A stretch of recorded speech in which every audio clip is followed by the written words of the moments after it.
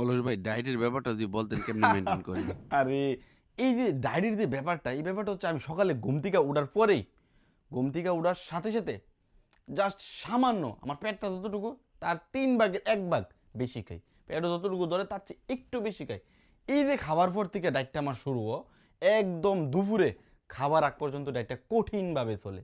দুপুরের পর থেকে রাতে খাওয়ার আগ পর্যন্ত আরও কঠিনভাবে চলে।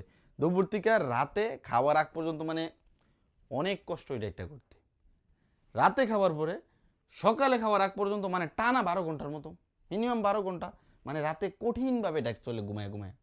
মানে ঘুমের মধ্যে যে ডায়েটটা কী এটা তোমরা বুঝতে না।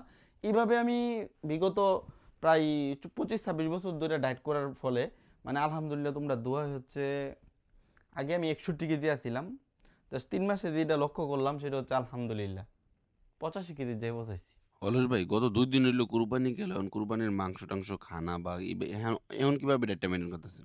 আচ্ছা আচ্ছা আচ্ছা, কুরবানির যে ব্যাপারটা, আমি কিন্তু ডায়েটে আছি। আমি আম্মার কইছি যে আম্মা মাংসটি আনার পরে কুরবানি দেওয়ার পরে আমি কইছি আম্মা আমি কিন্তু ডায়েটে আছি। আম্মা আমার রিকোয়েস্ট করছে দেখ ফুত কোনো সমস্যা নেই তুই খালি 2 টুকরা খাবি। আমি কইছি ঠিক আছে আপনি যদি রিকোয়েস্ট করতেছেন জাস্ট একদম ছোটো ছোটো এই সাইজের 2 টুকরা আপনি আমার দিবেন। পরে প্রথম দিন এভাবে খাইলাম, পরের দিন জাল দিতেছে না বারবার তরকারিটা জাল দেওয়ার পরে এই টুকরাটি মনে করেন গইলা গেছে। তখন আমার এনে এতটুকু দিছে বলে নে 2 টুকরা আনতাস খা।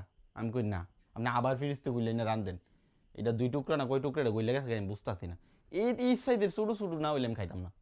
আপনি এটা কি তাই না দিলেন আমারে, পরে যদি বেশি খাইলে তো ডায়েটের সমস্যা হয়ে যাবো, এই জন্য আর কি। ওইদিন দেখলাম আপনার বাজারে সিঙ্গারা পেঁয়াজু খাইতেছেন। আরে তুই এই দিন আমি পেঁয়াজও খাইতাম। আরে না এটা ভুলে খাই লেছি। আরেকটা বিষয় খেয়াল রাখবি, ডায়েট করার সময় যদি ভুলে কোনো কিছু খাইলাস ডায়েট ভাঙতো না। তো রাত হইনি কিতা সিঙ্গারা।